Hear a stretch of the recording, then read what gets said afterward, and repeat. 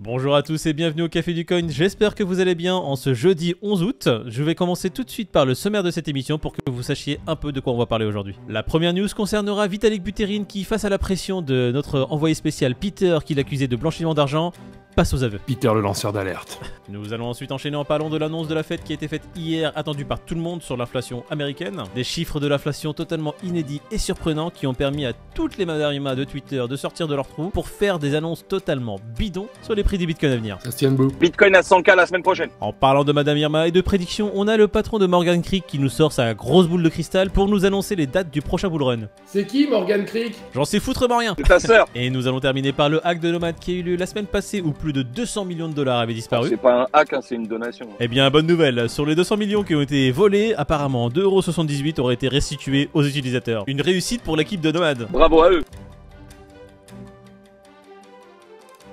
Et une émission de qualité requiert des participants de qualité. Je suis rejoint de David et Peter pour m'accompagner tout au long de cette journée. Comment ça va l'équipe? Du love, mon Moïd, ça va? Ouais, cool. J'ai envie de vous dire, on va avoir une émission à faire sur les chapeaux de roue, hein, rapide. On commence tout de suite par les prix, qu'est-ce qu'ils disent? On a un Bitcoin qui est en train de faire un rebond assez phénoménal. On est à 24 577$. On a un Ethereum à 1893. L'Ethereum, ça faisait un petit moment qu'il n'était pas passé au-dessus des 1800. Force est de constater que c'est beau de voir autant de verre quand même. Attends, je suis connecté sur le Wi-Fi de mon père ou comment ça se passe? J'ai la fibre. Il y a quelqu'un qui est en train de miner des Bitcoins sur ma connexion. Est-ce qu'il y a un coin particulier qui vous ferait plaisir, les gars? Oui, le Solana.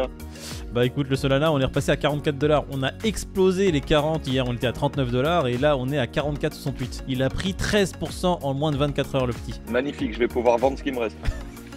Il me reste 2,50€ moi. Moi c'est le BNB, hein. Le BNB qui fait un vrai... Allez, salut David, merci de ta participation, on va passer à la suite. Voilà, tu vois celle-là, t'en prends deux tous les matins, merci. Allez, le BNB qui est à 332$, qui prend 4,68%. Et ce qui est intéressant de noter, c'est qu'en moins de 30 jours, ce BNB prend 45%, messieurs. La palme revient à NIR Protocol. NIR Protocol qui, sur les 30 derniers jours, prend un beau 76,66%.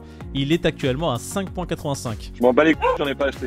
Ok, très bien. Merci Peter. Eh bah écoutez, on va faire le Crypto Fear and Greed. On a un Crypto Fear and Greed, messieurs, à 41. On repasse de hier 30 à 41 aujourd'hui. Bon bah écoutez, j'ai l'impression que le marché ne sait plus trop où donner de la tête, hein. Il regarde à gauche, il regarde à droite. C'est un bon indicateur, hein. Demain il va y avoir une petite correction, il va descendre à 32 et puis Ouais, voilà, on va le laisser.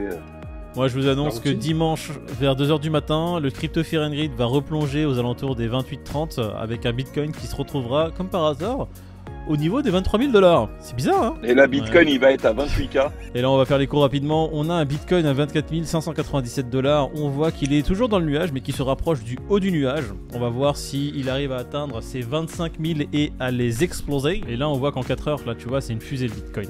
Il a dépassé tout ce qu'il fallait. Il a explosé la EMA20, la Tenkan, la Kijun, le haut du nuage. Bah putain, quand tu le vois comme ça, tu te demandes où il va s'arrêter, hein. Vendredi, il y a énormément d'options qui ont été placées sur le marché qui vont arriver à expiration. Du coup, les boules ont besoin que les prix remontent au-dessus des 25 si possible. Et comme d'habitude, si la clôture hebdomadaire se fait au-dessus des 25 000, on pourrait voir un Bitcoin qui arrive très rapidement aux 28 000, messieurs, hein. Ça ferait plaisir de revoir le Bitcoin à 28 000$. Et voici la zone à laquelle il faut faire attention. On repasse en hebdomadaire. Vous voyez cette petite barre bleue, c'est la MA200. La MA200 qui est à 24 497. Si on arrive à faire une clôture au-dessus de cette MA200, eh bien on pourrait dire que la situation s'améliore un peu sur le Bitcoin. On serait toujours dans un marché baissier qui serait assez surprenant avec des prix qui montent. Donc un peu incompréhensible. Ouais, une éclaircie pour le moment, mais enfin, est-ce que le botton va revenir? On sait pas. L'Ethereum qui est assez phénoménal. On vient de dépasser les 1800$. On est actuellement à 1896. On a fait une touchette de cette EMA20 qui se situe à 1924 pour se faire refouler. T'es sur Bitfinex pour faire tes leviers? Ouais, c'est ça. Bah, il y a une enquête sur leur gueule, je viens de voir passer une news à l'instant là. Ah, c'est bon ça. Allez, je vais vite me barrer. Allez, la magie du direct. Vous voyez comment on réagit dès qu'il y a une enquête. ouais. Non, mais c'est très bien, tu vois. Ça, c'est pour les utilisateurs. Dès que vous voyez que de toute façon, il y a une rumeur, un truc bizarre sur un exchange ou quoi que ce soit, il faut avoir le réflexe que vient d'avoir David. Voilà, une enquête, une rumeur, on se barre. On transfère nos fonds sur un autre exchange. Aussi simple. Non, mais ne rigolez pas. C'est exactement ça, hein, qu'il faut leur dire. Bon, on repasse sur l'Ethereum. On est en daily. Et comme vous voyez, la configuration Ichimoku qui est vraiment très belle. On a les prix qui sont au-dessus de Tenkan Kijun, au-dessus de EMA20, au-dessus du nuage. La Laxpan qui est en train de passer le nuage ici, là. Si elle réussit à s'émanciper du haut du nuage, on serait vraiment sur une configuration assez bullish sur l'Ethereum et en 4 heures. Et là, vous voyez le nuage qui est vraiment très bas en 4 heures. On est au-dessus de Tenkan Kijun toujours. On a la Laxpan sur la gauche totalement à l'air libre. Les prix qui n'ont aucune résistance apparente en 4 heures devant, mais il faut regarder justement quelles sont les résistances plutôt en weekly pour comprendre pourquoi les prix peuvent retomber. Et en weekly, on le voit, on le répète encore une fois, la EMA 20 qui vient se faire son travail de résistance. On a 7 obstacles en weekly à dépasser. Et si cet obstacle est dépassé, on n'aura plus que, j'ai envie de vous dire, la Kijun à aller rejoindre qui est à 2235 $. Hein, Ce serait assez beau quand même. Hein. bah, je comprends pas en fait, on est dans un bear market. On le voit que depuis ces dernières semaines, les plus hauts sont toujours de plus en plus hauts et les plus bas sont de moins en moins bas. C'est quoi ce bear market, les gars? Bah, on le disait hier, hein, ça va vite dans un sens comme dans l'autre. Donc aujourd'hui, il va falloir que ça casse un peu de vraies lignes claires pour que vraiment on pense que ça soit durable, quoi. Personne ne sera choqué si dans 2 jours on perd les 8% qu'on a pris aujourd'hui, tu vois. Donc bon. Les options vont arriver à terme vendredi.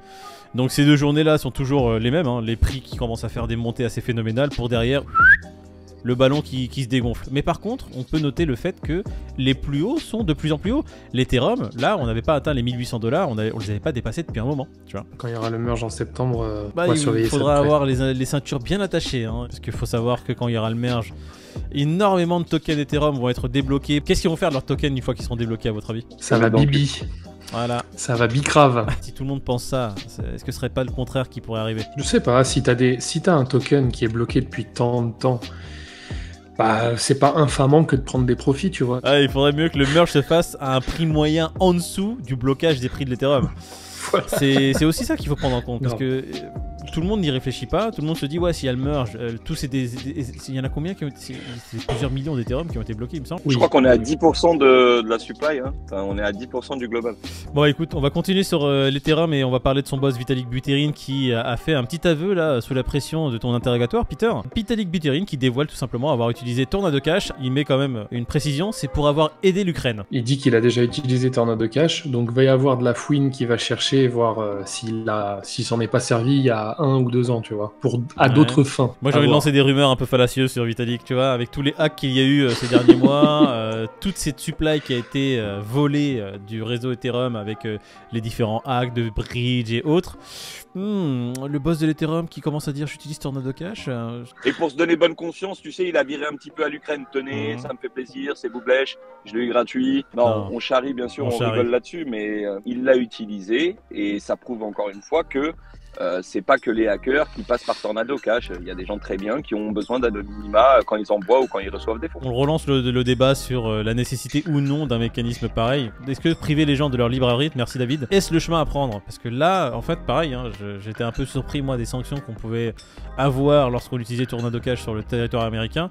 Les sanctions sont assez lourdes et très dissuasives. On parle de plusieurs centaines de milliers de dollars en cas d'amende pécuniaire, et on parle aussi de peines de prison, des peines de prison qui sont pas légères, 10 à 30 ans de prison pour juste avoir utilisé Tornado Cash. Tu joues pas avec la fiscalité aux États-Unis. Ouais. Al Capone, il a tué des gens, il a fait v'là les trucs, il est tombé pour fraude fiscale. C'est ce que j'allais dire.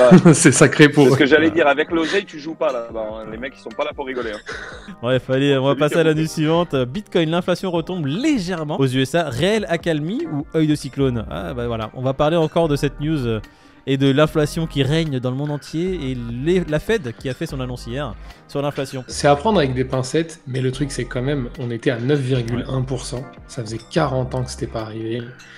Donc en fait, même un 0,01%, ça aurait été un rayon de soleil, tu vois. Donc je sais pas si l'augmentation des cryptos est due à ça, bien que Rodolphe en parlait hier, il disait, les gars, l'inflation elle est à 8,5, il y a moyen que ça pète un peu. Il a eu raison, ouais. comme d'hab. Hein. Donc, mais attention quand même. Moi, je suis content parce que voilà, sur le court terme, ça prend. Mais ça veut pas dire qu'on part en bull run et Bitcoin à 100 000 dans 2 semaines. Bon, c'est marrant quand même parce qu'on entendait parler justement au vu des résultats les chiffres du chômage aux États-Unis, qui étaient les prévisions étaient bien meilleures que ce qui était annoncé. Donc on avait entendu des sons de cloche comme quoi la Fed allait augmenter plus massivement les taux parce que justement vu que l'économie d'un côté allait mieux, qu'ils étaient, enfin, tu vois, capables de supporter une hausse plus significative. Arrivé là, c'est pas du tout le cas. Il y a une baisse justement des taux, donc on passe de 9,1 à 8,5, et c'est ce qui aurait donné l'embellie sur le marché action et sur le Bitcoin par définition aujourd'hui. Je pense que comme à chaque annonce de la Fed, on voit bien qu'il y a des mouvements. De là à dire que c'est un mouvement et une vraie impulsion, j'attendrai quelques jours déjà pour voir ce qu'il en est vraiment. Ouais, j'aurais juste un commentaire supplémentaire. Déjà, bon, l'annonce de la Fed initiale avec les taux d'inflation, on va dire, portés à 9%, c'est un peu du bullshit parce que quand tu regardes vraiment dans les faits comment était calculée l'inflation avant, en fait, et comment elle est calculée maintenant, tu vois qu'ils s'amusent un peu avec les chiffres et ils ont vraiment vu, on va dire, le chiffre à la baisse le plus possible pour ne pas faire paniquer les gens. Si on doit donner un taux d'inflation... Ils s'amusent avec la planche à billets, tu t'imagines bien qu'avec les chiffres... Carrément, c'est du jonglage professionnel. Hein. Oui, non, voilà, exactement. Il n'y a pas autre chose à dire. C'est un peu du bullshit complet, tu vois, de dire qu'on est repassé à 8,5 alors que l'inflation de base, elle est même pas à 9%. Je le vois même avec mes business. Le prix des matières premières n'est pas monté juste de 9% en Europe ou dans le monde. Je paye des choses 20% plus chères pour la majorité. On est sur une inflation qui se porte plutôt à 2 chiffres plutôt qu'à un chiffre déjà, de base. Rodolphe, si on doit rebondir sur les informations qu'il a données, lui, c'est quelqu'un de très intelligent. Il savait très bien qu'une annonce d'un recul de l'inflation allait donner, comme tu le dis, sur court terme, des impulsions un peu partout. Et lui, c'est juste un mec qui est malin, tu vois, il sait qu'il va profiter de ces mouvements-là. Maintenant, sur le long terme, comme tu dis, David, est-ce que ça va tenir? Moi, je pense que non. Il y a un recul de l'inflation, oui. Maintenant, avoir une impulsion pareille et des rebonds pareils pour retomber, on va dire, sur des marchés haussiers, ça m'étonnerait fortement. Comme dit Rodo, voilà, faites gaffe, hein. J'ai pas écouté ces derniers audios, mais faites gaffe. Tu vois, si on doit continuer un peu sur les rebonds, on a le patron là de Morgan Creek qui annonce l'état du prochain bull run. Bon, je croyais que c'était une marque de fromage blanc. Donc ça y est, toutes les Madame Irma, ils y vont de leur petite prédiction, ça y est, c'est le moment. Vous connaissez ce mec-là ou moi, je suis le seul à pas connaître? T'es absolument pas le seul. Non, je connaissais deux noms brièvement, mais rien de plus. Hein. Vous avez quoi à dire sur justement les prédictions de cette personne qui annonce un bear market de 2 années, c'est ça? Là, il dit que ça va monter, il va y avoir une montée, mais qu'on est parti pour 2 ans de bear. Donc, à combien sera le Bitcoin pendant le bear, on ne sait pas. On parle de 17 000. Et que dans 2 ans, là, on repartira en bull run. Ça fait partie des scénarios qui sont plausibles. Moi, je trouve qu'il prend pas beaucoup de risques à dire ça au vu du climat actuel de marché. Bon, il dit que ça peut durer 2 ans. Il y a l'halving qui est à prévoir dans plus ou moins dans ces eaux-là.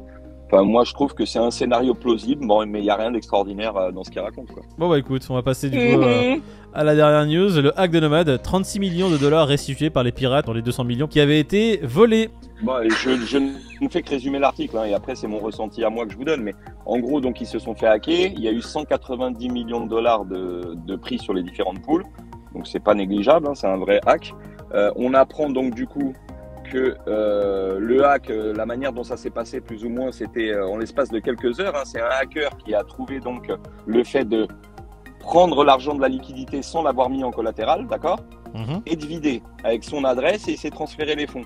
Et là, tu as 39 petits malins qui ont été greffés à lui en reprenant la méthodologie qu'il a employée et en changeant juste l'adresse du portefeuille en rajoutant la leur.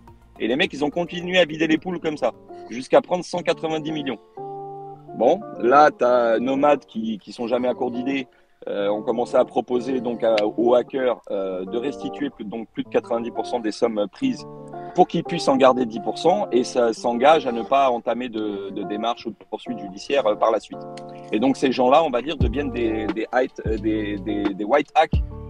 Donc en gros, ils seraient blanchis et ce serait genre une manière, comme le disait David, donc de sécuriser le protocole en voyant les failles et tout le bazar.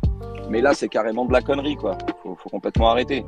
Les mecs, donc, t'as 39 bonhommes là qui vont prendre 10% de ce qu'ils ont pris gentiment et qui vont passer pour des heureux bienfaiteurs de la communauté, quoi. C'est ça.